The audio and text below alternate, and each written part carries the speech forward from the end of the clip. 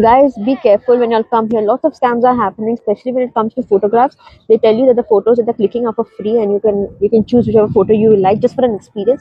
Don't fall for the scam. Second one is they tell you you can click a picture and you can give whatever donations or want. There is no fixed price. Again, it's a scam. Third scam that happens, like all come in groups and they will just start pickpocketing it. You won't even know what has happened. Right now, we were in the train and like a whole group. There was a sting operation with the policemen in civil uniforms, and they pulled out a whole group of people where they were suspects of the crime. They knew that they were caught for a reason, so immediately when they were pulled out, their hands went up. The other scam that takes place is with the cab drivers. So at your arrivals in Paris airport, what they're going to do is they're going to tell you for a cab. They're going to take you around. They're going to be like, we'll give you a cheap place, a cheap. You want a cab? We'll give you a cheap rate and everything.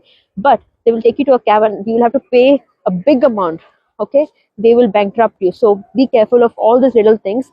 Use public transport, the safest thing and the easiest way to travel over here.